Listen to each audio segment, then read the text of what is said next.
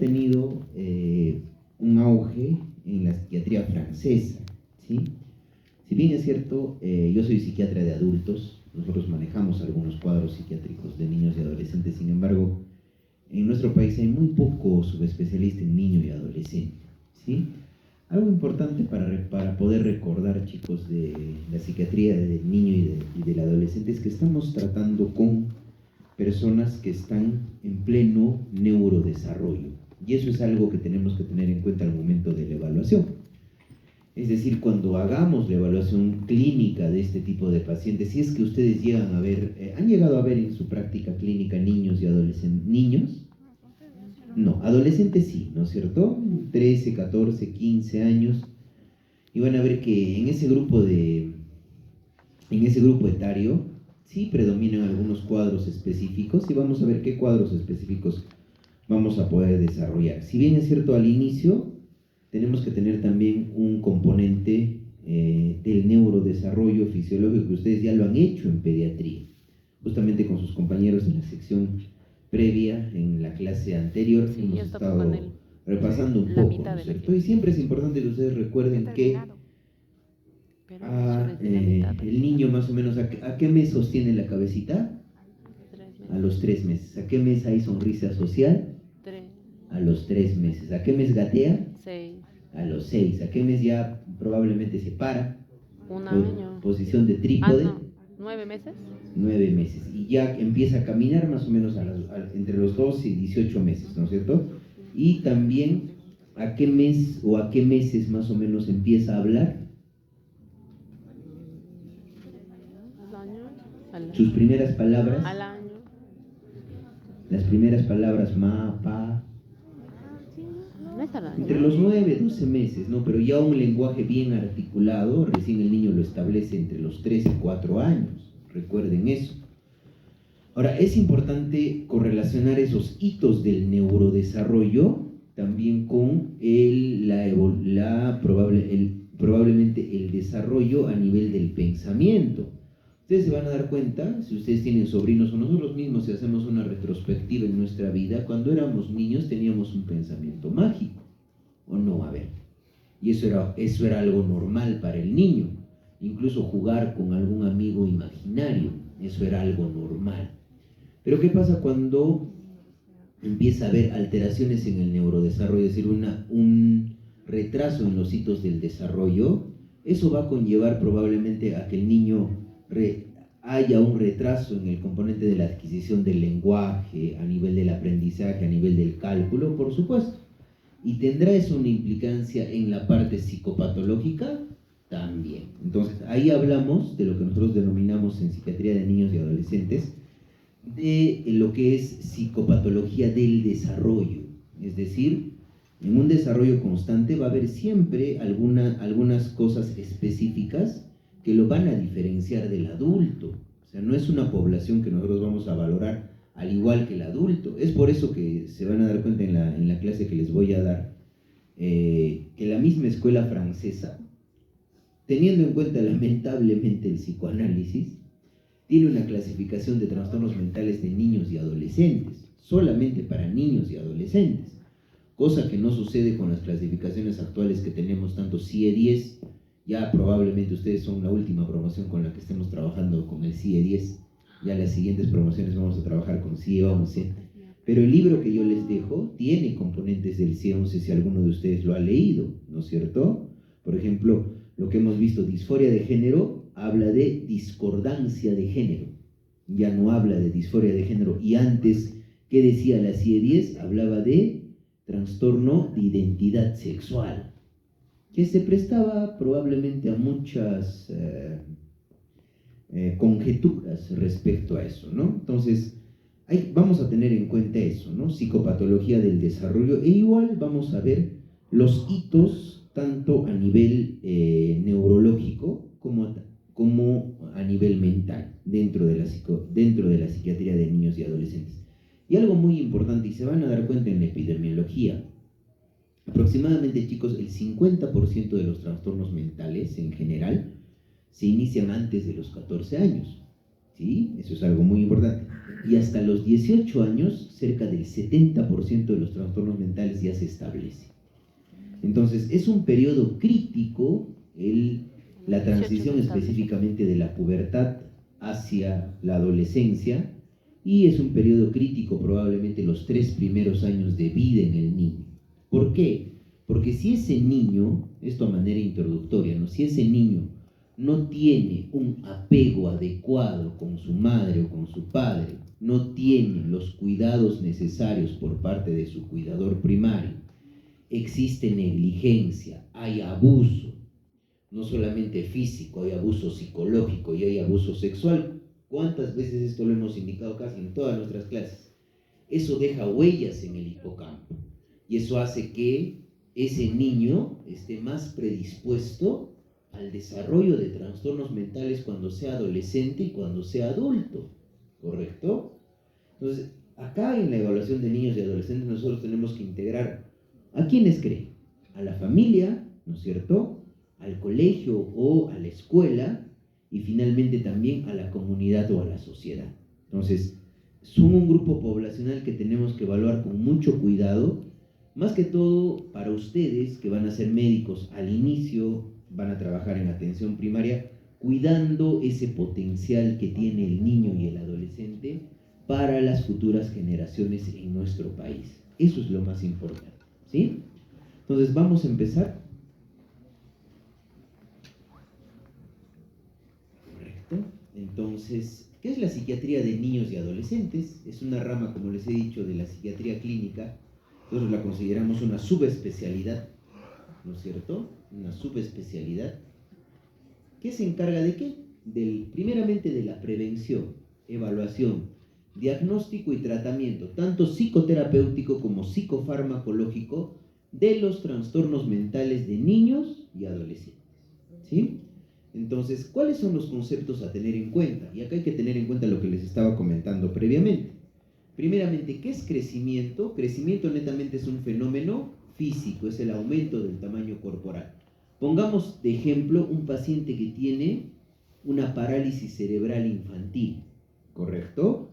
O un paciente que tiene un retraso mental. Ese paciente que tiene una parálisis cerebral infantil, un retraso mental, va a tener un crecimiento, ¿correcto? A nivel físico, ¿correcto? Pero ¿habrá un desarrollo mental normal? No.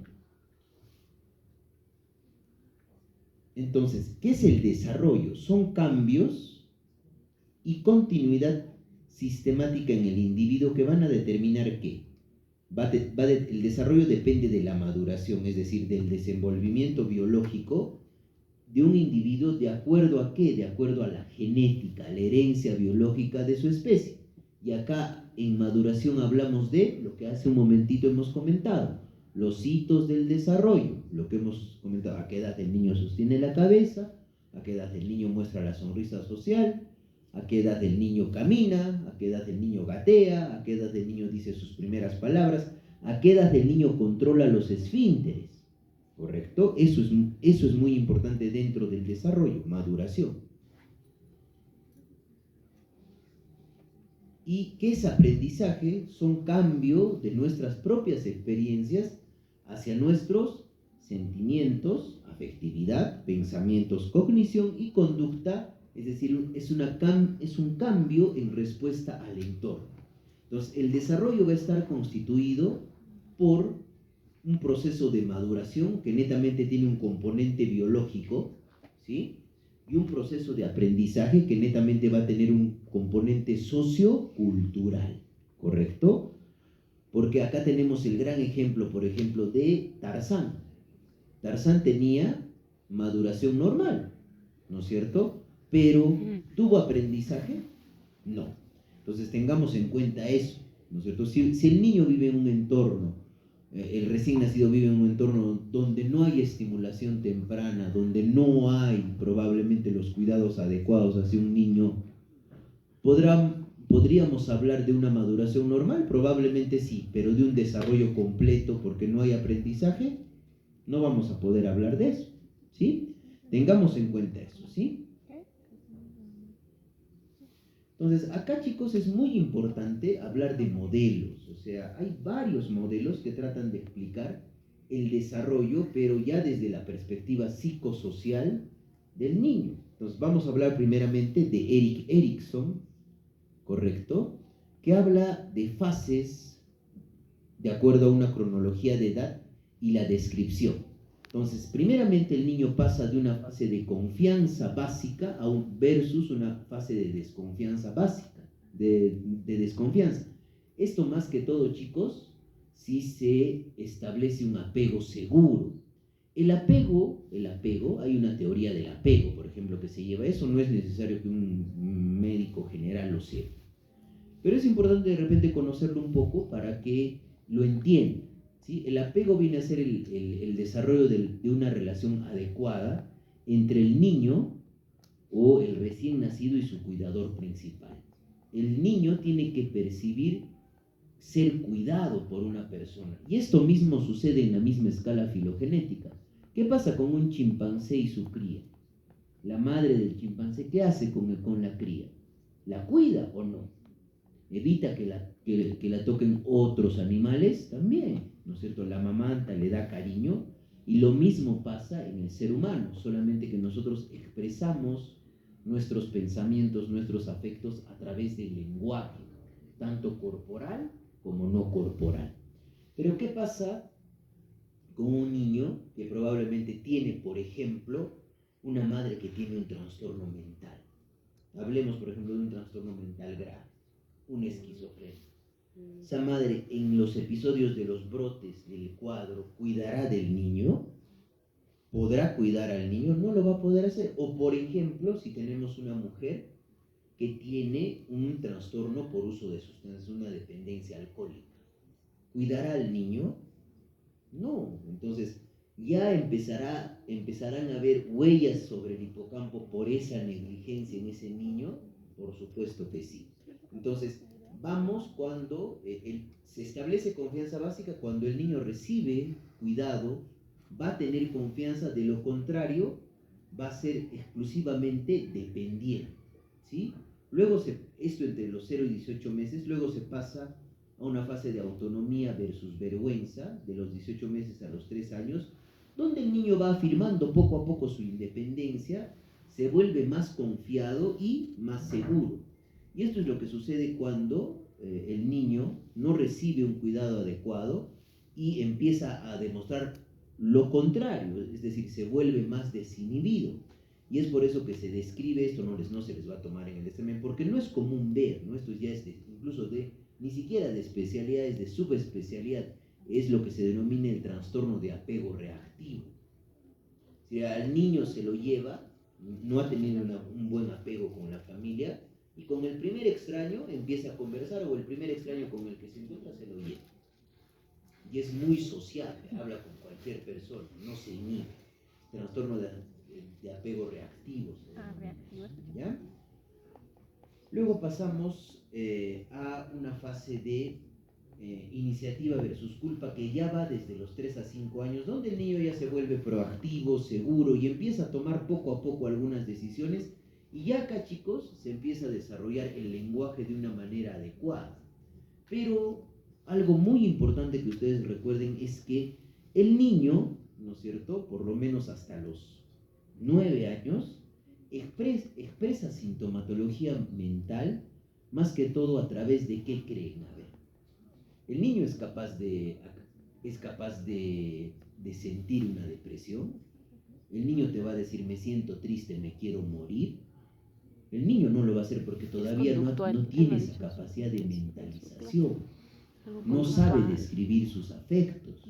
Entonces, ¿cómo creen que va a expresar psicopatológicamente alguna alteración? Muy bien, su compañera dice llorando, ¿no es cierto? ¿Qué más?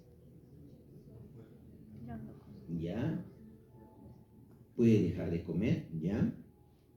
¿Qué más? Acá también he escuchado a su compañera haciendo rabietas, ¿no es cierto? ¿Qué más? ¿Se quejará de dolor abdominal? ¿Se quejará de dolor de cabeza? Sí, ¿no es cierto? Se va a quejar el niño. Es decir, la sintomatología, mientras más pequeño sea el adolescente tenga menos edad o el niño tenga menos edad, la expresión de la sintomatología o de la psicopatología se expresa de mayor parte de manera somática. Recuerden, y el adolescente, y es justamente lo que yo les voy a decir, ¿no? Por ejemplo, en los cuadros depresivos, el niño, ¿no es cierto?, siente la depresión, porque la expresa somáticamente. En cambio, el adolescente piensa en la depresión, ¿sí? Porque ya tiene el adolescente capacidad de mentalizar afectos. El niño todavía no lo puede hacer. Entonces, más que todo en psiquiatría infantil, en niños menores de 9 años, el diagnóstico se hace mediante, ¿qué creen? A ver, ¿podré yo hacerle un examen mental completo al niño? No. Le preguntaré, a ver, ¿cómo está tu estado de ánimo? Si yo, por ejemplo, le pregunto a un niño, lo que con mis alumnos siempre hago, ¿no? Para valorar capacidad abstractiva. Si yo le pregunto a un niño, ¿en qué se parece una gallina a un pato? El niño no me va a decir son aves. El niño me va a decir tienen plumas. Lo más seguro. Y yo por eso no voy a decir que el niño tiene un pensamiento concreto.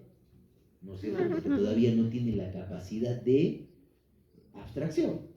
No se dan cuenta. Y eso va de la mano con los hitos del desarrollo. ¿Correcto? Y si hay un retraso en los hitos del desarrollo, vamos a tener un gran grupo de trastornos que vamos a ver en psiquiatría de niños y adolescentes, que son trastornos del neurodesarrollo, donde está incluido el retraso mental, donde está incluido el trastorno del déficit de atención e hiperactividad, y donde está incluido el trastorno del espectro autista. ¿Ya? Entonces, de ahí pasamos a esta fase de laboriosidad versus inferioridad, de 5 a 13 años. Ya el niño, chicos, empieza a tener más conductas prosociales.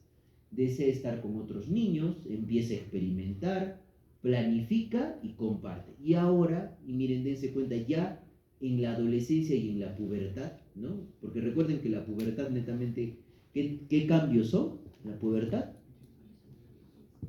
son cambios físicos, ¿no es cierto? En cambio, la adolescencia son una serie de cambios no solamente físicos, sino psicológicos, ¿no es cierto? Entonces, miren, dense cuenta que ya desde los 13 a los 21 años está esta fase de búsqueda de identidad frente a la difusión de identidad. El niño ya empieza a explorar posibilidades de identidad. ¿Quién es él en el mundo? ¿Y para qué estoy acá? Empieza a preguntarse eso el niño.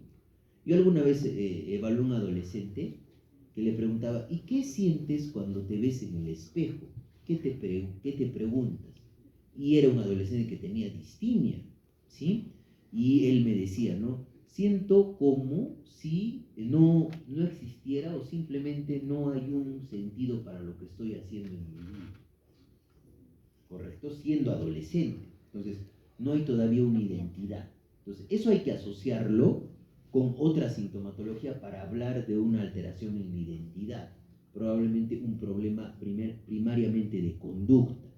Y recuerden, ¿no es cierto?, que uno de los criterios diagnósticos para hablar de un trastorno de personalidad viene a ser una alteración en la identidad de sí mismo, ¿sí? Entonces, eso entre los 13 a los 21 años explora posibilidades de identidad y confianza. Eso para Erik Erikson. Y hablamos ahora de Piaget, ¿no? Y habla de un modelo cognitivo, ¿no es cierto? Y miren, dense cuenta los estadios, las edades y la descripción. Al inicio el niño, entre los 0 hasta los 2 años, es netamente explorador. Utiliza sus sentidos para explorar el mundo, para conocer su ambiente. Por eso este es un estadio sensoriomotor. Luego pasamos a un estadio preoperatorio que va entre los 2 a los 7 años, donde empieza a tener un juego simbólico, hay una intuición, hay incluso sobre el propio niño algo normal que es egocentrismo, piensa en él mismo. Muchas veces estos niños tienen sus juguetitos y no se lo prestan a nadie. A ver, cuando nosotros hemos sido niños, en alguna etapa de nuestro desarrollo, según Piaget, teníamos estas características y hacíamos juegos simbólicos con nuestros juguetes o no. Y esa es una manera de valorar el desarrollo cognitivo en los niños, porque en los consultorios de psiquiatría de niños y adolescentes, muchos de los psiquiatras, a lo que se denomina los psiquiatras, tienen una casita, tienen juguetes y al niño lo dejan jugar para valorar eso. Y eso y cómo se llega al diagnóstico mediante lo que les estoy diciendo, observación conductual, ¿sí? Luego pasamos a un estadio de operaciones concretas donde ya probablemente el niño utiliza una operación lógica para poder solucionar un problema. Si yo a un niño de 3 años le doy un cargador de celular, si anteriormente no ha tenido un aprendizaje para saber cómo enchufarlo, ¿va a ir de frente al tomacorriente y lo va a enchufar? No, ¿no es cierto? Pero ya después, cuando ya tiene 7 a 11 años, el niño ya empieza a pensar y tiene operaciones lógicas.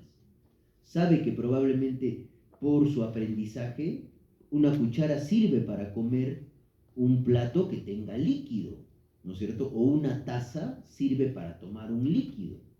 No con una taza yo voy a abrir una puerta, ¿no es cierto? El niño no va a hacer eso. Sin embargo, un niño probablemente que tiene todavía pensamiento mágico y esté en la parte preoperatoria, puede todavía hacer eso, ¿sí? Y finalmente en las operaciones formales, y esto es algo muy importante, chicos, ¿ya? Y esto es algo que quiero que recuerden, a partir más o menos entre los 12 y los 14 años, ya el adolescente tiene la capacidad de mentalización, tiene la capacidad de poder describir sus afectos y tener un pensamiento abstracto, ¿sí? Es decir, si yo a ese niño le pregunto, por ejemplo, ¿en qué se parece una manzana a una pera? Me va a decir que son frutas. No me va a decir probablemente que son de color verde, ¿no es cierto? Ahí es donde aparece justamente en esa etapa, en ese estadio de Jean Piaget de operaciones formales, el pensamiento abstracto. Y eso es muy útil al momento de hacer las valoraciones en niños y adolescentes, ¿correcto? Porque si no, nosotros podríamos calificar, un psiquiatra podría calificar, este niño tiene pensamiento concreto, no tiene algunas habilidades, tiene retraso mental. No puedo hacer yo eso sin hacer una evaluación, porque muchas veces en las evaluaciones de psiquiatría de niño y adolescente, no solamente el diagnóstico se hace en un día, se tiene que evaluar a quién creen, al niño y a los padres. Incluso a veces hay que evaluar a probablemente el cuidador o también evaluar a el profesor que está remitiendo ese niño a la consulta de psiquiatría de niños y adolescentes. Eso es Jean Piaget. Y tenemos este modelo psicogenético de psicología genética de Henry Wald. Entonces, hay diferentes estadios con descripciones y una orientación. Entonces, al inicio, entre los 1 y 6 meses, predomina la impulsividad motriz, donde el niño o el infante va a requerir netamente de un cuidador para poder satisfacer sus necesidades. Y hacia dónde orienta probablemente su energía, hacia él mismo, hacia la construcción de su identidad poco a poco. Luego hay un estadio emocional que va de los 6 a 12 meses, donde el infante va a requerir específicamente a la madre independientemente de las necesidades fisiológicas. Y es acá donde se desarrolla un buen apego, ¿no? Ahora, dentro del apego puede haber un apego seguro y un apego inseguro, ¿no es cierto? Y dentro del apego inseguro hay un apego desorganizado, ¿correcto? Que va a conllevar probablemente alteraciones del apego al inicio de la infancia. Luego vamos a un estadio sensorio, motor y proyectivo, donde se empieza a adquirir ya entre los 1 y los 3 años nuevas capacidades. Empieza a ver el lenguaje, la deambulación, que le permite justamente búsqueda de sensaciones, interactuar con el medio, y empieza el niño a evocar objetos y empieza a desarrollar la función simbólica del lenguaje y empieza a aprender que eso que tiene una forma redonda y da botes es una pelota, ¿correcto? Y también nunca se olviden que más o menos a esta edad, a los 3 años, ya se establece la identidad de género o la identidad sexual.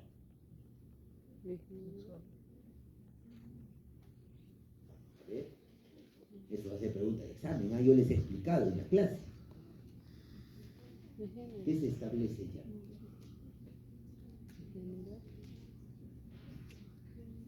recién. Sí, pero comienza a jugar. Y eso, ¿Qué se establece?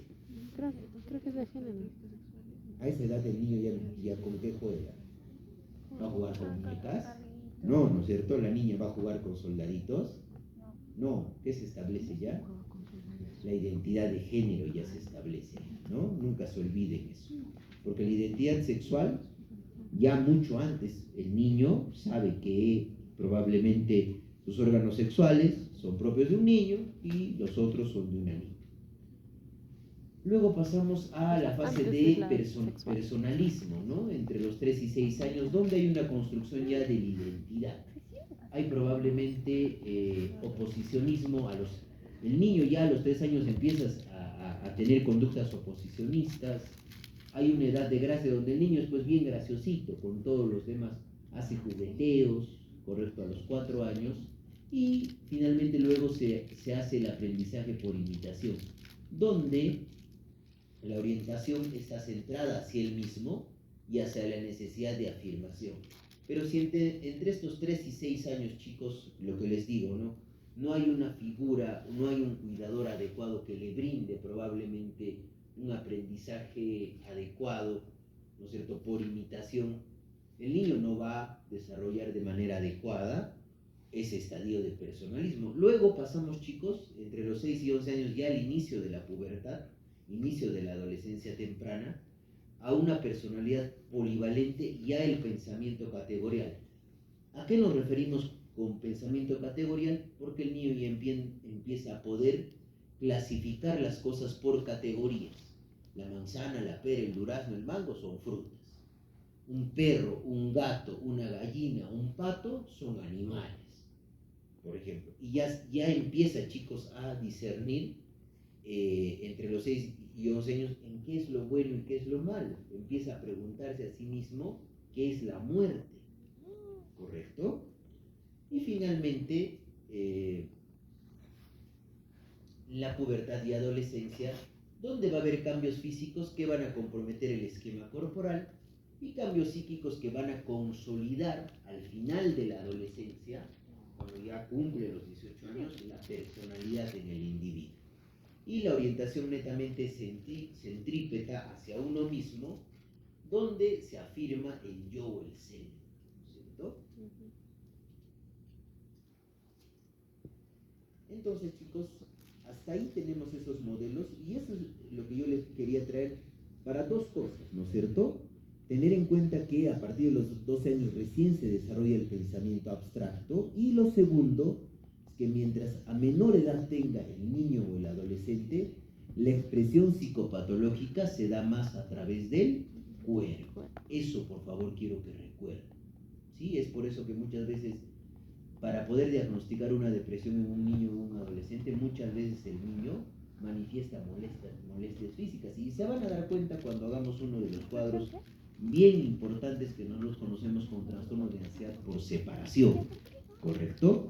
¿A quién no le ha pasado? Yo les aseguro, a muchos de nosotros cuando éramos niños y nos llevaron por primera vez al jardín, o si tenemos algún hermanito pequeño y lo llevan por primera vez al jardín, ¿qué pasa con el niño? ¿Quiere entrar al jardín? No se quiere separar de la figura de apego y empieza a llorar y llorar y llorar. Pero después de eso, el niño empieza a adaptarse poco a poco. Pero ¿qué pasa cuando ese niño no quiere ir al jardín y no se quiere separar? Entonces ahí muchas veces se desarrolla un trastorno de ansiedad por separación y el niño empieza a experimentar síntomas físicos. Se queja de dolor abdominal, se queja de que tiene fiebre, de que está enfermo, ¿correcto? Y esas son cosas que no son pues normales, ¿no es cierto? Entonces vamos a hablar de estas generalidades en la parte de psiquiatría de niños y adolescentes. Entonces, ¿qué es importante, chicos, en la evaluación psiquiátrica de niños y adolescentes? ¿No? En general, la evaluación médica y la psiquiátrica en particular son un proceso donde confluyen, ¿qué, chicos? Primeramente, conocimiento, saber, ciencia, cualidades personales, ¿no? Las cualidades personales, es decir, prácticamente la psiquiatría en general y mucho más la psiquiatría de niños y adolescentes es prácticamente un arte, poderse acercar a un ser humano. Si yo no tengo esas capacidades, chicos, no voy a poder desarrollar una buena relación médico-paciente y no voy a poder tratar bien a mi paciente. Imagínense, miren, hablemos, por ejemplo, ¿no? Una persona que tiene un trastorno de personalidad esquizotípica o esquizoide, ¿podrá ser psiquiatra? Les hago una pregunta. ¿O que tiene esas características o rasgos? No. Y bien marcados, ¿sabes? ¿Podrá ser psiquiatra? No, ¿no es cierto? Es poco probable, porque no va a poder establecer una buena relación con el otro ser humano, porque no sabe experimentar sus sentimientos. Y finalmente, siempre, chicos, principios éticos aplicados a la práctica médica. Entonces, en el caso de niños y adolescentes se añade una mayor dificultad a la ya experimentada, no solamente por la psiquiatría en general, sino por el impacto personal, familiar y social de la propia enfermedad mental. Un niño o un adolescente cuando enferma desde el punto de vista psiquiátrico, eso va a tener un impacto primeramente en su entorno familiar, después en su entorno escolar y probablemente en la parte social. Entonces, ¿qué hace especial la evaluación de este grupo poblacional? Uno, vamos a tener diferentes tipos de acceso a la atención. Algunos de estos niños o los adolescentes son llevados por los padres u otras instancias que lo han decidido, cuando el niño no sabe ni siquiera para qué está yendo donde el psiquiatra. ¿Correcto? 2. No siempre están de acuerdo con la decisión, específicamente cuando son adolescentes, ¿sí? No siempre el niño colabora y finalmente puede sentirse temeroso, saber que les pasa algo, pero no pueden llegar a explicarlo, porque no tienen todavía, mientras más pequeño sea, no tiene esa capacidad de pensamiento abstracto o de mentalización. El niño, por ejemplo, con TOC no te va a decir, tengo una idea que me voy a convertir en otra persona cuando veo a otra persona a los ojos y me resisto a esa idea y la siento extraña a mí mismo. No me va a decir como me lo dice el adulto. Simplemente, por ejemplo, un niño puede decir, siento que alguien me puede poseer o me tengo que lavar a cada momento mis manitos porque siento que se me pueden caer. Entonces, el niño no tiene esa capacidad abstractiva. Eso es lo que hace difícil la evaluación de niños y adolescentes. Por eso a mí, chicos, no me gusta evaluar niños, ¿sí? Porque hay que tener mucha más, si uno como psiquiatra tiene paciencia, para ser psiquiatra de niños y adolescentes hay que tener mucha más paciencia, ¿sí? Con los padres, porque no solamente, como su compañero lo indica, vamos a hacer la valoración al niño, vamos a valorar a los padres también, ¿sí? Entonces, ¿cuáles van a ser nuestros objetivos cuando valoremos psiquiátricamente a niños y adolescentes? El primero es conocer por qué está ese niño o ese adolescente en la consulta.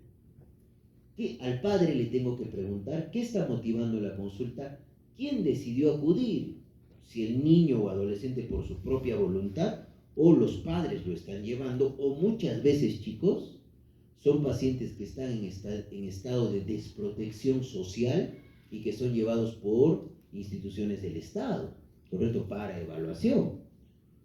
¿Conoce el niño los motivos por qué lo están trayendo? ¿Qué información se le ha dado al niño? ¿Por qué acude la familia en este momento? Y acá, por ejemplo, es muy importante, chicos, validar la perspectiva del adolescente, porque muchas veces un adolescente va y se torna reacio y negativista a poder ser evaluado. Pero en cambio ahí nosotros le damos validación como, por ejemplo, ¿no? Específicamente si es adolescente. Porque si es niño, lo preferible es hacer la entrevista con el padre, acompañado del padre. Y luego la observación conductual en el juego. Si es adolescente, indicarle al adolescente, ¿no? ¿Te puedo llamar de tu nombre? Sí, digamos, se llama Sofía. Ya, a ver, Sofía. ¿Prefieres que te llame de tu nombre? Sí, puede decirme Sofía. A ver, Sofía, ¿desearías que tu papá esté en la evaluación? No. Ya, entonces al papá le explicamos, por favor, vamos a respetar la decisión del adolescente y después de que termine de la evaluación la voy a hacer pasar a usted y le voy a explicar qué es lo que he encontrado y usted también me va a dar más datos. Entonces, de esa manera, ustedes están ganando al adolescente porque están haciendo ver que les importa su punto de vista. porque muchas veces los padres simplemente los llevan por obligación o los obligan a ir, ¿sí? Luego, describir detalladamente los síntomas y las quejas que están motivando la consulta actual y cuál es el significado que tienen para el paciente, sea niño o adolescente, y para los padres. Y lo que les decía, miren chicos, ¿no?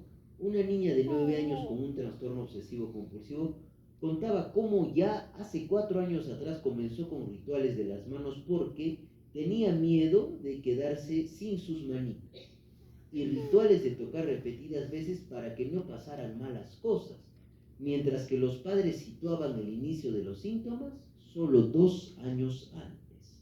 ¿Se dan cuenta? Esta niña, por ejemplo, no me va a describir todas las características fenomenológicas que tiene una idea obsesiva en un adulto, ¿correcto? Y explorar, chicos, lo que hemos visto ahorita, el desarrollo normal, los hitos de dicho desarrollo y el nivel actual del desarrollo, ¿sí?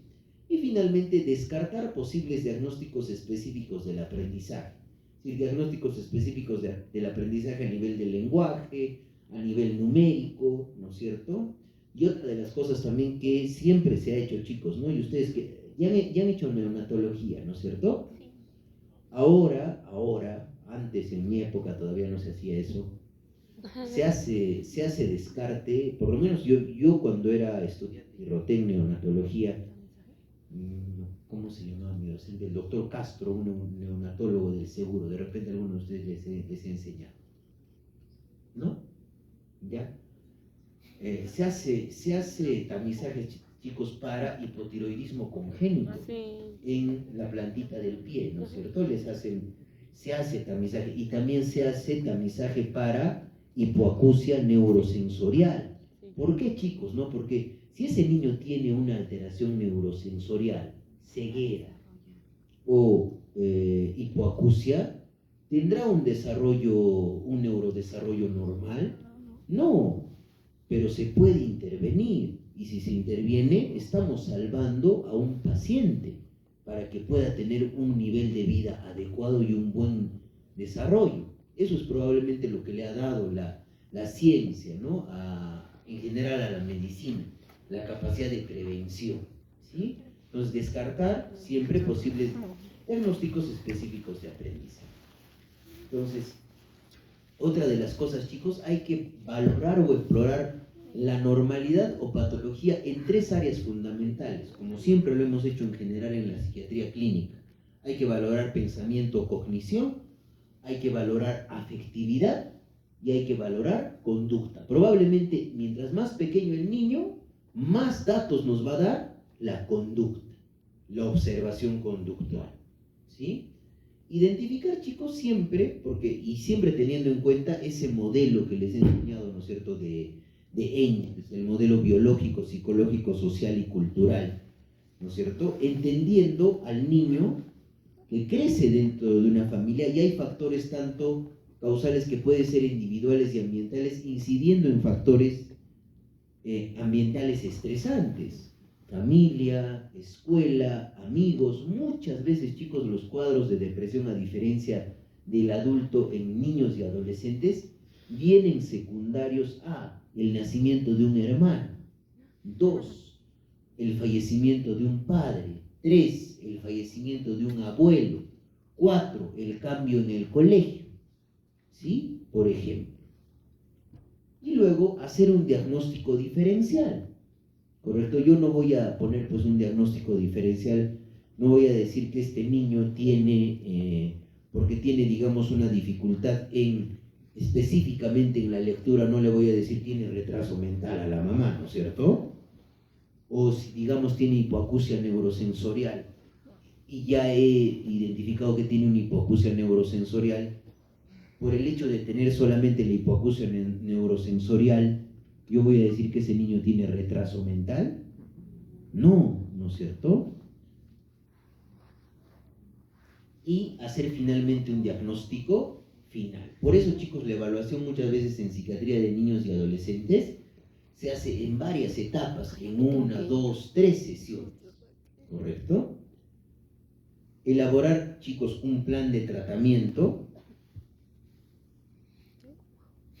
Y es imprescindible, chicos, evaluar los síntomas y los motivos de la consulta en función de la edad y la etapa del desarrollo del niño y del adolescente. Eso es muy importante. ¿Se han dado cuenta, por ejemplo, ese ejemplo que les puse del TOC, de la niña con TOC? Para los padres, recién la niña se lavaba cada rato hace 2 años, pero yo empecé a hablar con la niña, le pregunto, la niña me expresa, pero sin esa capacidad de mentalización, simplemente expresa lo que ella está sintiendo, ¿sí? Y finalmente evaluar la frecuencia, la intensidad y, por supuesto, el grado de repercusión sobre la vida diaria del niño, del adolescente, de la sintomatología mental que está experimentando. Entonces, ¿cuáles son los métodos de la evaluación, psiquiátrica en niños y adolescentes? Al igual que en toda la medicina clínica, lo que prima, chicos, y probablemente esto nunca va a ser, no hay una especialidad de la medicina en la cual el diagnóstico se haga eminentemente clínico como la psiquiatría. No la hay, porque nosotros no tenemos un diagnóstico, examen de laboratorio o un examen, una neuroimagen para decir que este niño tiene TDAH, para decir que este niño tiene ansiedad por separación, para decir que este niño tiene depresión, para decir que este niño tiene un trastorno de conducta disocial o tiene un trastorno de conducta negativista desafiante. No tenemos. Entonces la valoración es eminentemente clínica. Entonces, tenemos que utilizar varias fuentes de información. Los padres, el paciente, el propio colegio, trabajadores sociales, informes judiciales, la entrevista y exploración del niño para conocer su opinión y visión de lo que sucede, el examen del estado mental actual, la aplicación de test específicos y escalas de evaluación, psiquiatría psicométrica. Pero, por eso, chicos, hay pues escalas específicas para niños y adolescentes, ¿sí? Yo no le voy a aplicar un MOCA, el Montreal Cognitive Assessment, a un niño, ¿no es cierto?, ni a un adolescente. Eso no está desarrollado específicamente para ellos, ¿correcto? Y las exploraciones complementarias cuando corresponda, ¿no? Si yo pienso, ¿no?, que ese niño probablemente está teniendo crisis de ausencias, tendré que hacer una evaluación por neurología pediátrica. Le pediré un electroencefalograma, electrocardiograma, exámenes de sangre, orina, neuroimágenes y elaboración del diagnóstico y del plan de tratamiento, ¿sí? Recuerden, por ejemplo, lo que hemos visto, ¿no es cierto? Es muy frecuente que un pediatra que no conozca esa parte pueda mandar al psiquiatra a un niño después de una infección por estreptococo beta hemolítico del grupo A. Bueno, no les han puesto esa pregunta, ¿no? O les pusieron esa pregunta en el examen pasado. Sí, ¿no es cierto? Lo mande porque empieza a tener conductas repetitivas y dice que es TOC. Pero ¿quién debería diagnosticar eso? ¿Quién debería saber que una infección por estreptococo beta hemolítico del grupo A puede generar sintomatología obsesiva? ¿Quién tiene que saber eso? El pediatra, ¿no es cierto? ¿O no? Y no vamos a confundir eso con un TOC. Y a veces pasa, chicos, eso, ¿eh? Y a veces pasa. Entonces, es recomendable, como les he dicho, tener entrevistas solo con el niño o el adolescente, solo con los padres y conjuntamente. Y acá, chicos, es muy importante la confidencialidad, salvo que específicamente ese niño o adolescente, bajo la observación conductual o en el adolescente en el examen mental que permite ser más completo, yo identifique probablemente ideas de contenido autolítico o ideas de contenido homicida, ¿correcto? Ahí, o probablemente esté pensando que sea un primer episodio psicótico que puede aparecer antes de los 15 años, que se denomina, ¿no es cierto?, esquizofrenia de inicio temprano, y antes de los 10 años, esquizofrenia de inicio muy temprano. Ahí tengo que comentar inmediatamente eso a los padres. Y también cuando exista indicios y cuando yo en las preguntas haya podido tener algún indicio de que está habiendo abuso físico o abuso sexual. Es muy importante recordar eso. ¿Sí? Entonces ahí hay una imagen bien ilustrativa, ¿no es cierto?, de las evaluaciones. Entonces, ¿cuáles son normalmente, por qué los padres o por qué un adolescente acude a un servicio de salud mental? Primero, porque los padres del niño se preocupan de que pueda tener un trastorno psiquiátrico, o porque su hijo esté loquito, así dicen muchas veces, o porque su hijo esté mal de la cabeza, o esté mal, esté trastornado, no sea normal. Dudas respecto, chicos, a la educación y criterios que se siguen en la familia, ¿sí? Mal rendimiento escolar o dificultades en ciertas áreas del aprendizaje. Retrasos en el desarrollo. Es muy frecuente que se acuda a este tipo de evaluaciones porque hay un retraso en el desarrollo, o características temperamentales y del carácter que consideran una limitación para el niño, una fuente de infelicidad, como por ejemplo el niño es muy tímido o se inhibe mucho, o por el contrario el niño es muy impulsivo o muy agresivo ya desde niño, ¿correcto? O cambios sin justificación en el comportamiento, que, como les he dicho, ¿no es cierto?, probablemente, y es más que seguro, el niño expresa sintomatología a través del cuerpo. Eso recuerden. Va a haber cambios a nivel del sueño, apetito, la actividad de relaciones sociales o rendimiento académico, conflictos maritales en padres y su impacto. Esto es algo muy importante, como probablemente el divorcio o la separación de los padres puede afectar a los niños, y especialmente cuando tienen menos de 6 años. Eso es algo muy importante.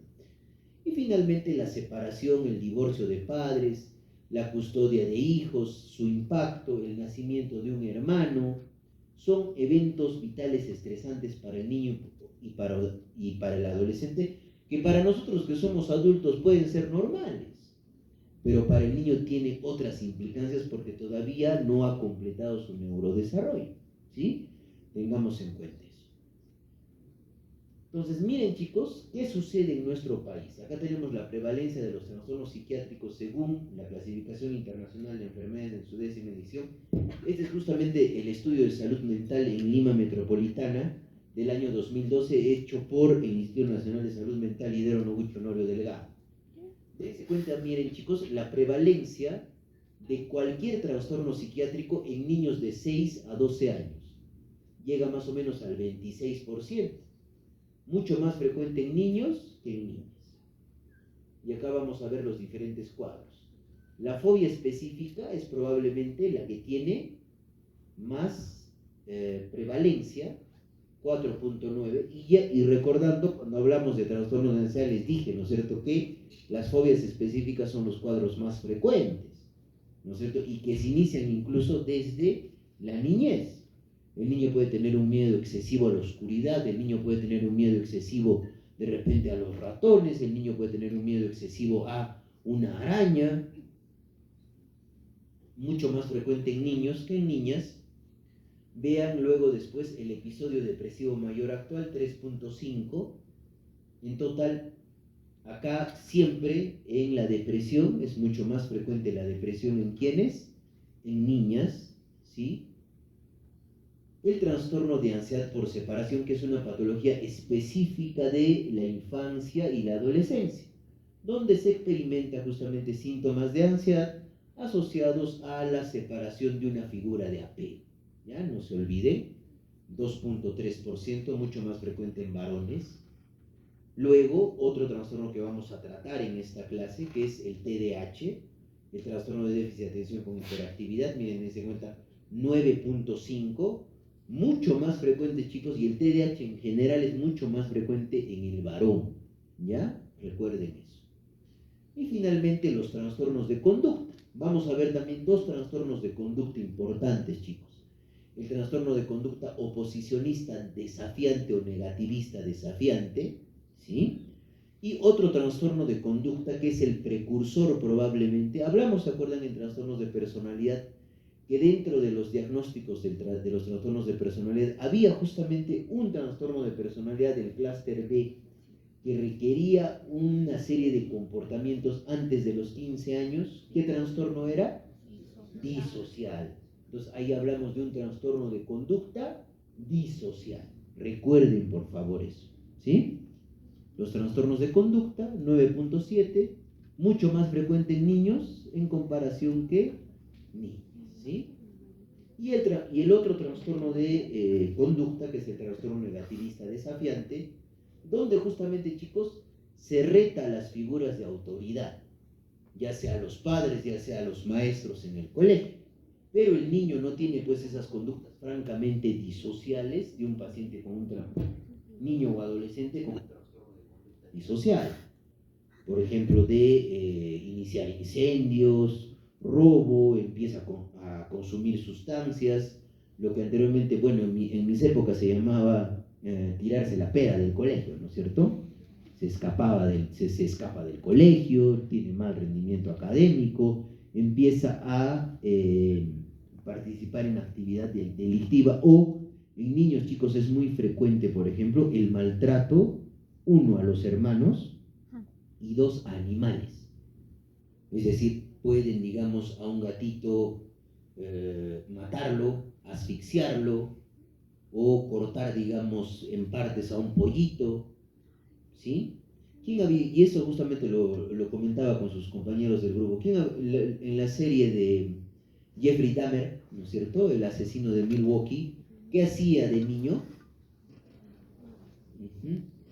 Encontraba, ¿no es cierto?, animales muertos y los disecaba, ¿no es cierto? ¿Y eso es normal en un niño?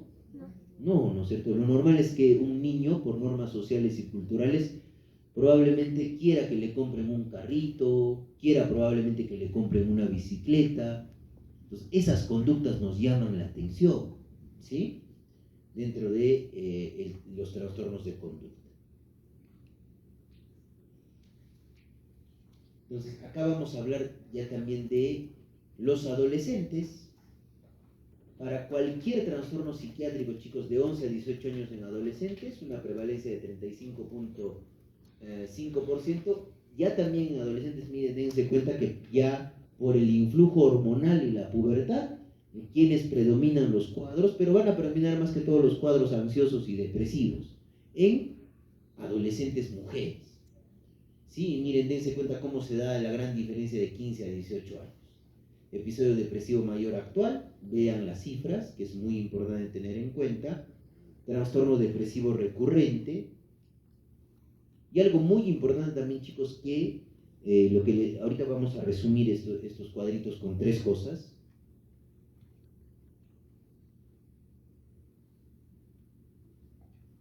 ¿Ya? El episodio hipomaníaco. Recuerden también que la bipolaridad se puede iniciar en la adolescencia.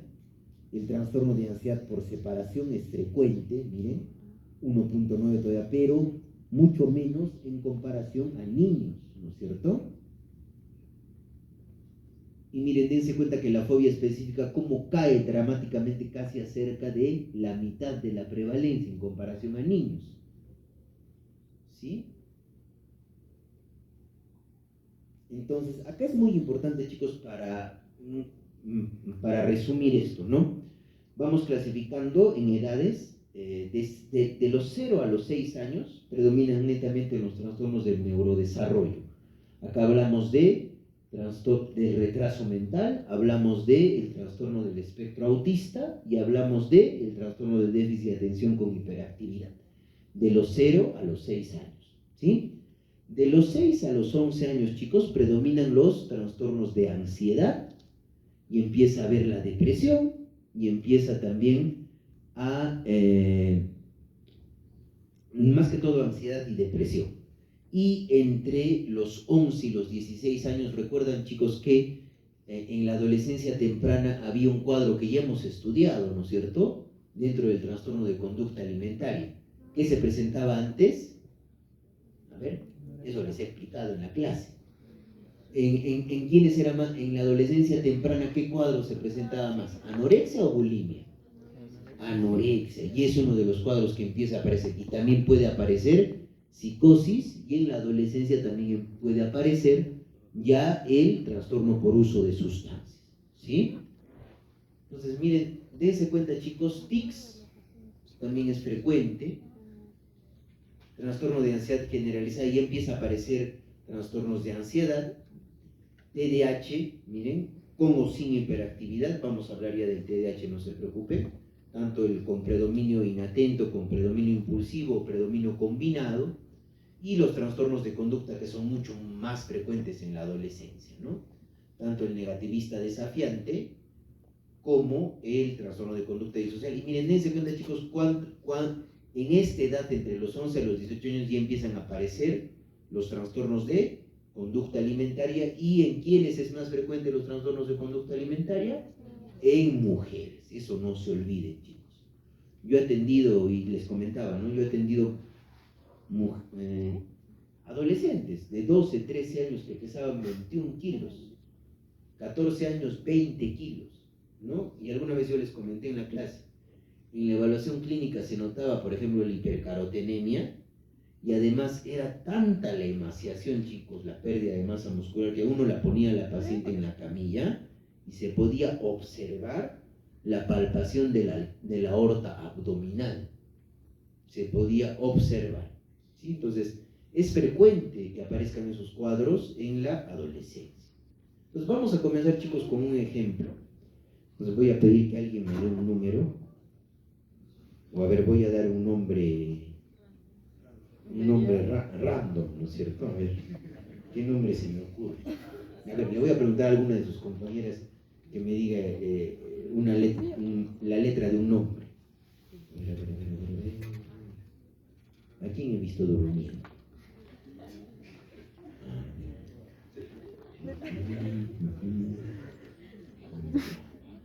¿Cómo te llamas?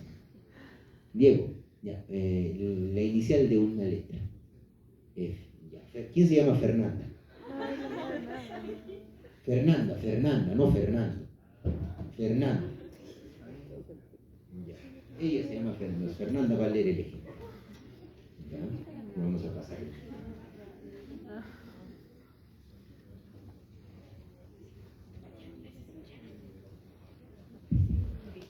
Paciente de 8 años y 5 meses de edad. Cursa el segundo grado de educación primaria. Vive con su mamá y su hermano.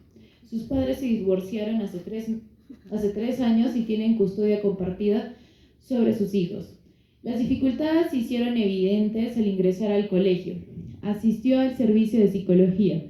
Desde que entró, afirma la madre. No aprobó el primer grado, pero las dificultades no son solamente académicas. Cuando se siente mal, es como un motor. Yo siempre estoy inventándome qué hacer para que se relaje, para que baje las revoluciones. Explica la madre. Ella refiere múltiples cambios en la vida del niño: el colegio, los amigos, la organización de la familia, las terapeutas. Se siente muy triste cuando lo regañan. Dice que se quiere controlar, que él no quisiera hacer las cosas que hace, pero que no puede. Cuando hace algo que está mal, lo sabe, pero piensa solo después de hacerlo.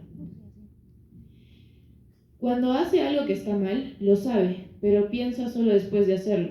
Hace figuras de papel y eso es lo que le ayuda a expresar lo que siente. Eso le encanta. Y cuando tiene problemas con alguien, se sienta, arma personajes y escenarios y va contando lo que pasó y lo que siente. El niño justifica y pone las cosas en el afuera. Presenta automutilación de dedos y labios y se hace lesiones cuando lo pican los mosquitos. El hermano viaja con frecuencia y durante su ausencia busca dormir en el cuarto con la mamá. Pregunta si el hermano regresará y si también pensará en él cuando está en otra parte. Cuando están juntos, pelea con él. No quiere estar a su lado y lo trata mal. A ver, chicos, ¿cómo notan?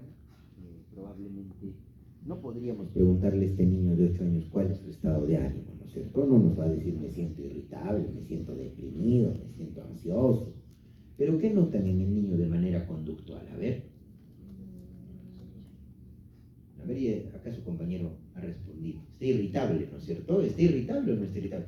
Y a ver, si nosotros hacemos una evaluación patobiográfica, ¿qué es lo que está pasando con el niño? ¿Está teniendo impacto en su funcionamiento académico?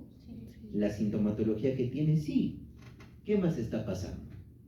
¿Qué conductas está teniendo que les ha llamado la atención? Y justo a Fernanda le ha llamado la atención porque yo he notado que ha leído un poquito más fuerte. Hay automutilación de dedos, ¿no es cierto? Entonces hay expresión más conductual, ¿no es cierto? ¿Y qué piensan de esa conducta de que cada vez que se va el hermano, quiere ir a buscar a la mamá para dormir con ella? Y cuando regrese el hermano, ¿qué pasa? Se pelea con el hermano, sigue irritable. Entonces probablemente este niño nos está desarrollando un cuadro depresivo, ¿correcto? Y recuerden, por favor, y esto es pregunta, chicos, de examen, ¿sí? Y no solamente de examen de psiquiatría, es pregunta de examen incluso de ENAM, pregunta de examen de residentado médico.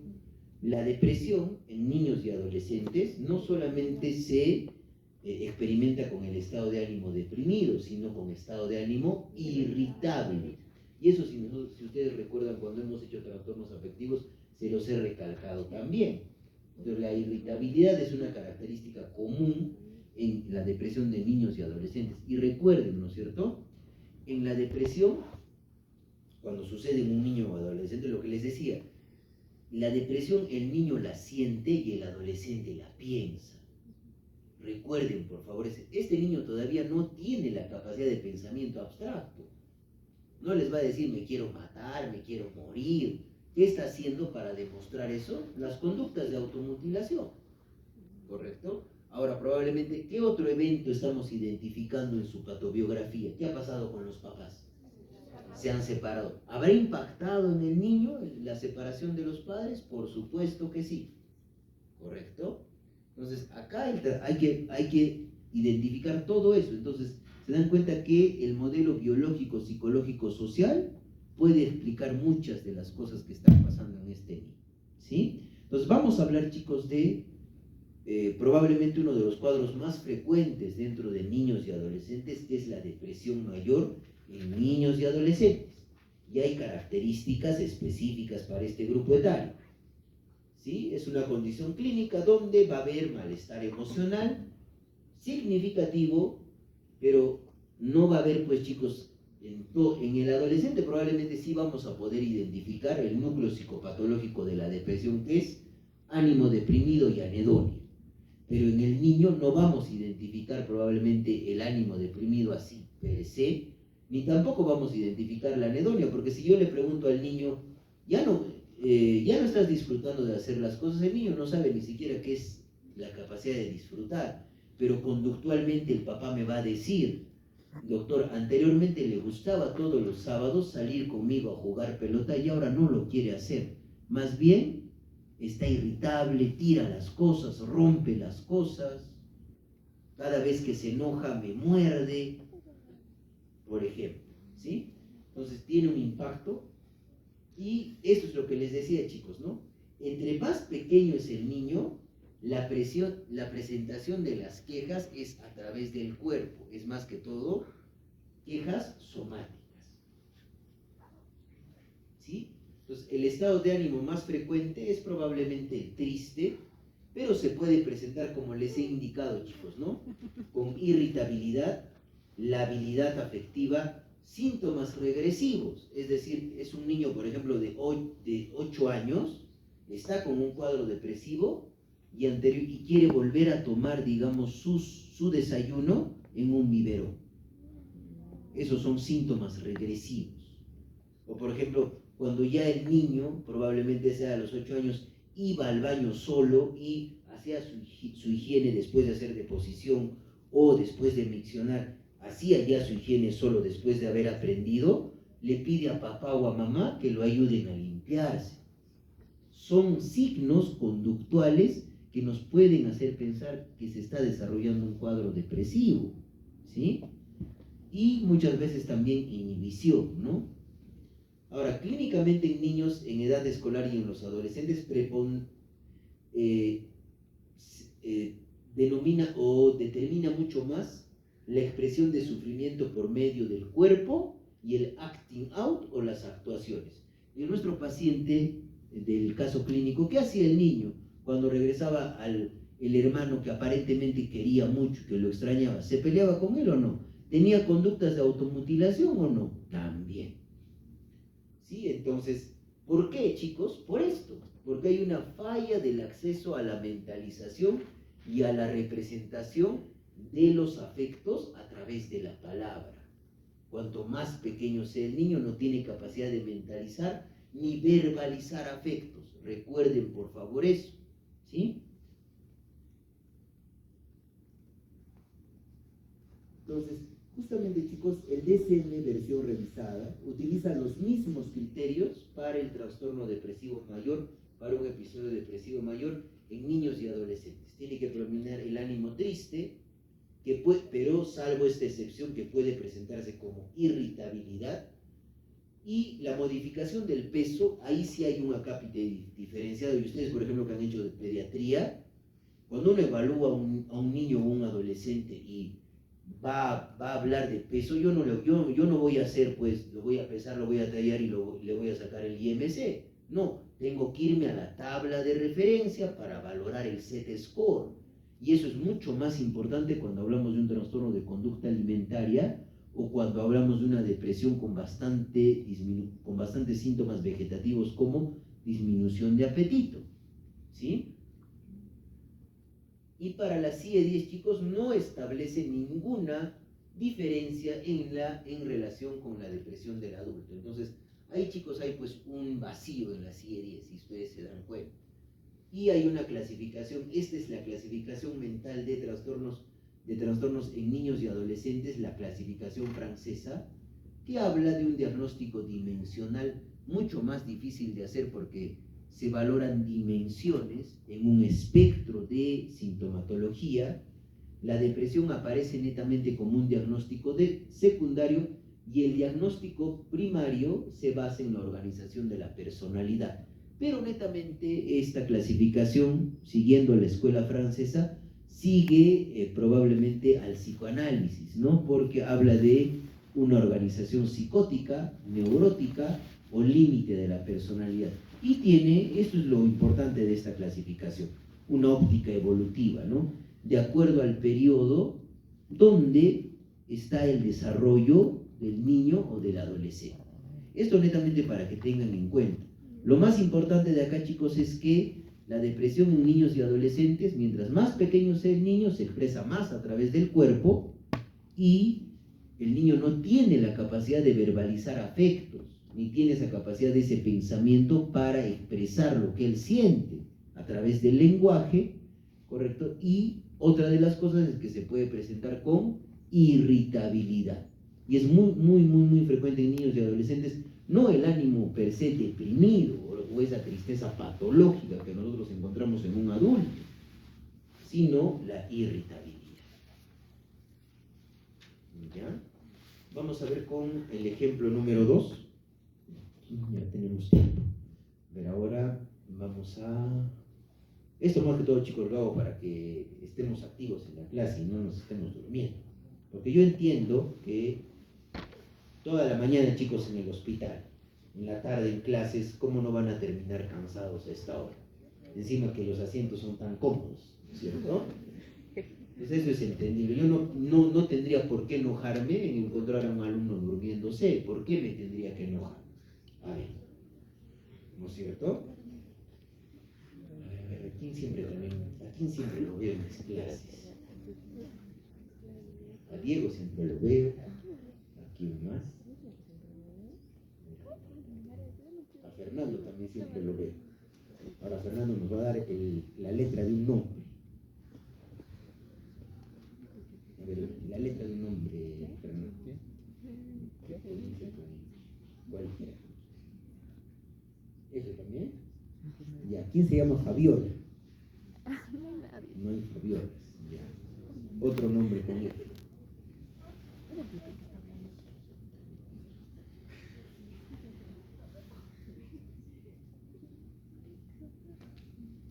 Ya.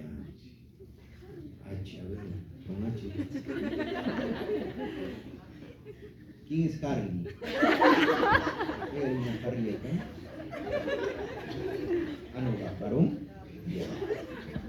Bueno, sin ánimo de molestarse, chicos. Ese no.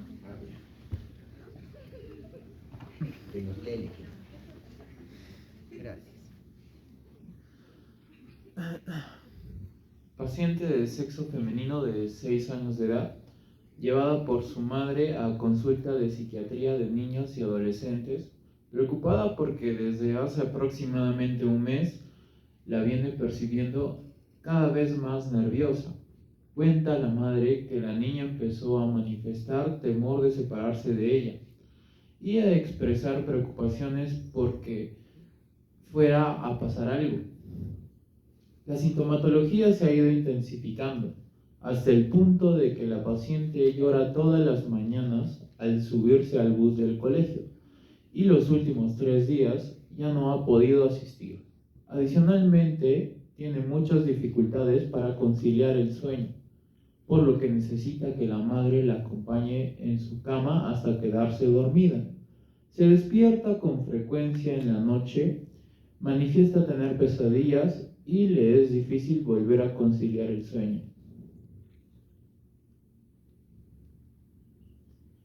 En el marco del proceso de evaluación, la paciente refiere temor de que su madre muera y, por eso, no quiere separarse de ella.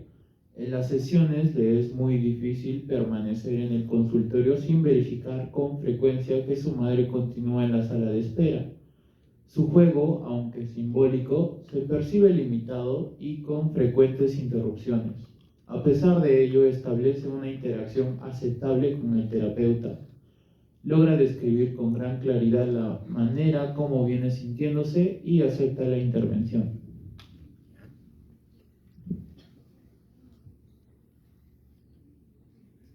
A ver, ¿qué les llama la atención, chicos, para poder interactuar en la clase, que es lo más importante? ¿Qué está experimentando la paciente como síntoma? Ansiedad, ¿no es cierto? Y esa ansiedad, encuadrémosla en algo. ¿Cuándo está empezando a aparecer? ¿Cuando se separa de quién? ¿Ya? ¿Y qué está empezando a pensar la niña cuando se separa de su mamá? ¿Ya? ¿Quién se va a morir? ¿Ella o la mamá? La mamá, ¿no es cierto? Y ya, hasta ahí puede ser normal, lo que les decía, ¿no es cierto? ¿Quién de nosotros no ha ido al jardín y cuando nos han dejado en el jardín hemos hecho nuestra pataleta y hemos llorado porque mamá, no te vayas, empezamos a gritar? Pero después nos vamos adaptando. No es que probablemente los días posteriores no queramos ir al jardín y está empezando a expresar síntomas a través del cuerpo la niña o no. ¿De qué se queja? De dolor abdominal, ¿no es cierto? ¿Ya? Y está restringiendo su funcionamiento académico o no. Ya, entonces hay restricción del funcionamiento académico. Hay miedo a separarse de la figura de apego. Empieza a pensar que le puede suceder algo malo, ¿correcto? Este cuadro se llama trastorno de ansiedad por separación. Y así se les va a poner en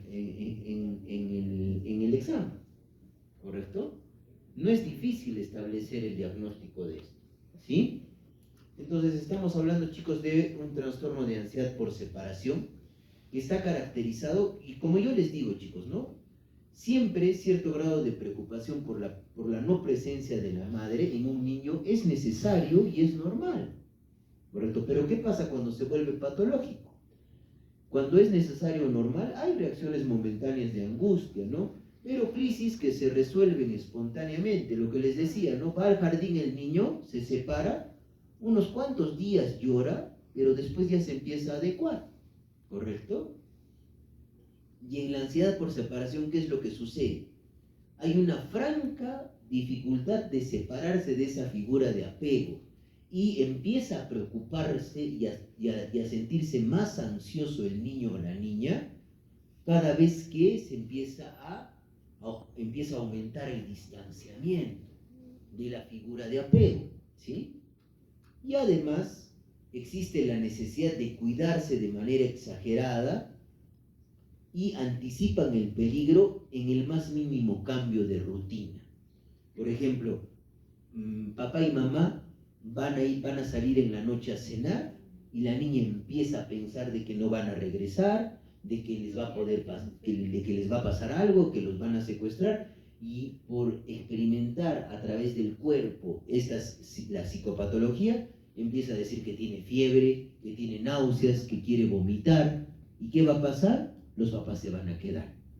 Y de esa manera, de manera conductual, ¿qué van a hacer? Van a perpetuar la ansiedad por separación porque están condicionando a la niña a lo mismo. ¿Se dan cuenta? Y hay preocupaciones en torno a qué? A la salud de los padres, a daño, muerte o acontecimientos fatales que los puedan separar. ¿Sí? En la ansiedad por separación. ¿Correcto? Hay una imagen bien sugestiva. Y va a haber finalmente, chicos, esto es un componente netamente, si ustedes se dan cuenta, cognitivo. ¿Y qué reacción conductual va a haber? La niña o el niño no va a querer ir al colegio, no va a querer dormir solo, porque siente la seguridad de que su madre o la figura de apego está con ella y no se va a separar de ella.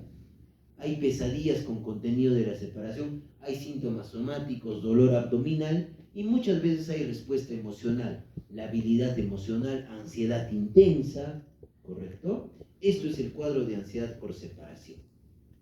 Entonces, en el trastorno de ansiedad por separación hay muchas veces expresiones utilizadas por los padres cuando vienen a la consulta que sugieren ansiedad por separación, como por ejemplo, mi hijo se niega a dormir en la casa de su mejor amigo, se niega a ir a campamentos incluso de una noche, nos pide que no salgamos a cenar, ¿sí? Le cuesta ir al colegio después de las vacaciones y cada lunes, ¿sí? Aunque a todos no nos gusta trabajar los días lunes ni regresar a la universidad el lunes, ¿no es cierto? No nos necesita a su lado hasta que se duerma. Y finalmente, teme que nos pase algo si no está con nosotros. Por ejemplo, ¿no? Esta es la famosa, el capítulo del coco, ¿no es cierto? Es clásico en la ansiedad por separación esas expresiones que puedan dar los padres. Y estos son los criterios diagnósticos. No necesario, pues chicos, que ustedes me sepan esos criterios diagnósticos. Eso sería antipedagógico de nuestra parte. ¿Correcto? Lo que ustedes tienen que saber es que hay un miedo excesivo, ¿correcto? Y que es disfuncional frente a la separación de una figura de apego. Y hay toda la sintomatología que les he explicado, ¿no? Preocupación por la separación, malestar excesivo, quejas de síntomas físicos, hay un miedo excesivo a estar solo o sin las figuras de mayor apego en casa u otros lugares, empieza a preocuparse de manera excesiva y persistente por la posibilidad de un acontecimiento trágico para los padres o para él mismo. Salen al mall y no puede separarse del papá porque siente que se puede perder, que lo pueden secuestrar, y eso va a hacer que se separe después de la figura de apego. Ahora, el miedo y la ansiedad es persistente, dura al menos 4 semanas en niños y adolescentes y típicamente 6 o más meses en adultos. DSM-5, chicos, reconoce dentro de su acápite de trastornos que requieren más estudio del trastorno de ansiedad por separación en el adulto, pero específicamente asociado más que todo a un trastorno de personalidad dependiente, ¿ya? Y la alteración causa malestar clínicamente significativo y no puede ser explicado por otro trastorno mental, ¿no? Es decir, por ejemplo, un trastorno del espectro autista, delirios o alucinaciones concernientes a la separación en trastornos psicóticos, rechazo a salir sin alguien de confianza. Si es que el niño presenta agorafobia, la agorafobia no es muy frecuente en niños y adolescentes, ¿no? Más que todo es la fobia específica, recuerden eso. Y ni tampoco dentro del trastorno de ansiedad generalizada o la preocupación por padecer una enfermedad en la hipocondría, pues el trastorno de ansiedad por enfermedad es poco frecuente eso en un niño, ¿correcto? Pero la ansiedad por separación es muy frecuente. Vamos con el ejemplo 3. A ver, ya justo. A ver, ahora ya participó un varón, una mujer. A ver, mejor hacemos esto con un número. Aquí también siempre viene a las clases. Vamos a ver, su compañera. Dame un número. 3. ¿3? Ya. 1, 2, 3. ¿Cómo te llamas? Me estaba mirando su compañera. Lee, por favor, el caso clínico. No es como, no creo que sea ir al patíbulo leer el caso clínico, ¿no es cierto? Acude a consulta a una adolescente de 15 años de edad, traída por la madre que indica. Ella en el colegio siempre ha tenido problemas. Perdió quinto de primaria, pero el resto de años los ha pasado raspando. Pero no porque no entienda, sino porque a veces no lleva las cosas y no copia completa. En el colegio dicen que está en clase, pero a veces me pone a dibujar en los cuadernos y se pone a ver por la ventana. Algunas veces hacen los trabajos y se les queda en la casa. Siempre me toca estar encima de ella para que liste todo. Y ella está muy grande para que yo esté en esas. La adolescente no cuenta. La adolescente cuenta. No sé cómo se me olvidan las cosas. Y a veces la profesora está explicando algo y me pongo a pensar en otras cosas. Debido a esto, ha sido víctima de burlas en el colegio por parte de sus compañeros. Nunca ha tenido problemas de disciplina. La adolescente es hija única y vive con su madre, su abuela y 2 tías. Durante la gestación y el desarrollo no describe ninguna alteración. La madre la describe como una niña tranquila y alegre, pero muy despistada.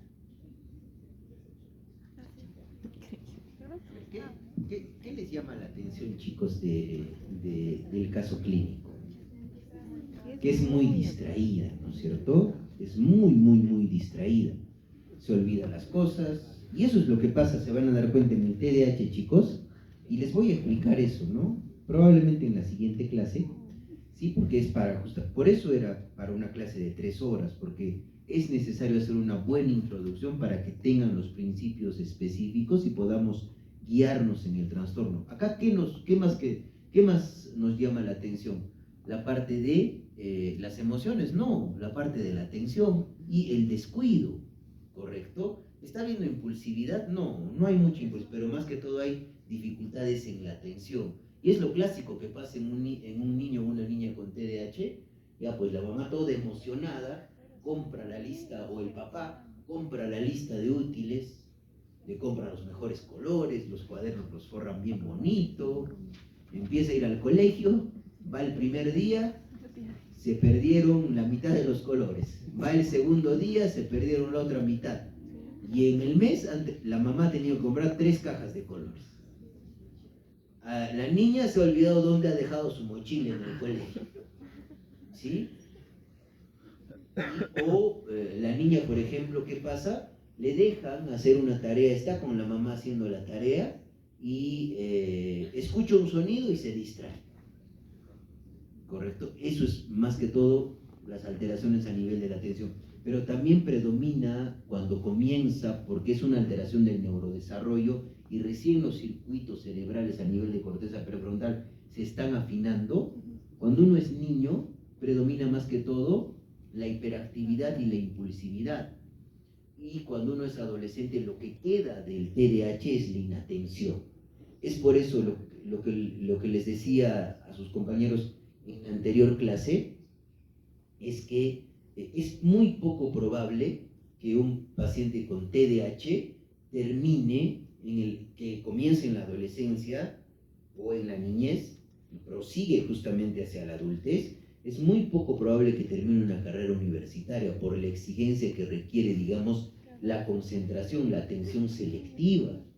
Y muchas veces en la clínica, ¿qué es lo que nosotros observamos? Viene un paciente ya de 32, 33 años, ya más o menos a los 32, 33 años, una persona aparentemente normal, ya ha debido terminar una carrera universitaria. Pero es clásico que viene con que ha estudiado una carrera, no ha podido, se ha cambiado a otra carrera. No ha podido, se ha cambiado a otra carrera, porque predominan los síntomas de inatención.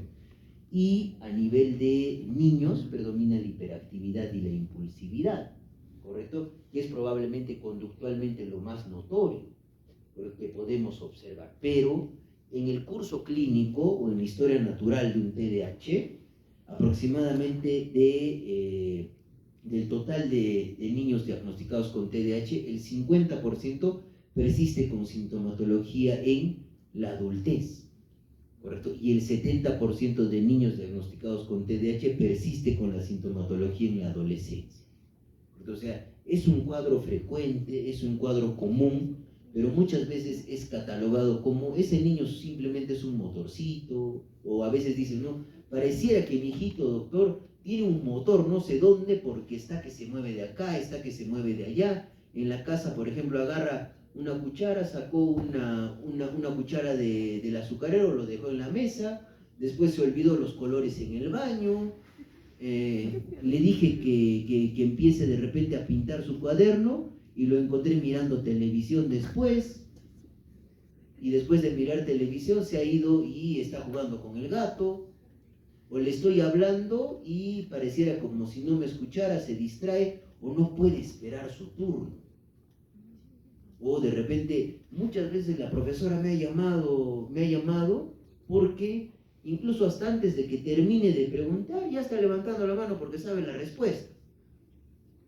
O atrás está que se mueve, está que saca los juguetes, molesta a un alumno, molesta a otro alumno, le jala el cabello a su compañera, pierde sus cosas, le mando todo, a la semana tengo que comprar cada vez más recipientes o tuppers, porque cada vez que le envío su refrigerio, regresa sin refrigerio y sin tupper. Y eso es clásico, chicos, que se presente en el TDAH. Y lo más importante, se van a dar cuenta que el TDAH predispone a la comorbilidad de otras patologías en la adolescencia y en la adultez. Consumo de sustancias, depresión, porque el niño, chicos, empieza a crecer y se da cuenta que no puede centrar la atención y no puede rendir, y empieza a decir, ¿por qué los demás hacen bien eso y yo no lo hago? Y empieza a desarrollar una depresión clínica. Entonces, es muy importante la detección del cuadro, específicamente porque los criterios dicen que se tiene que detectar antes de los 7 años, ¿correcto?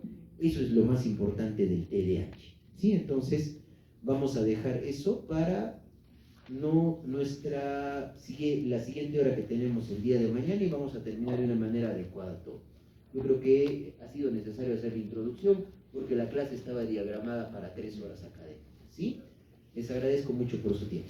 Si tienen alguna pregunta, me la hacen.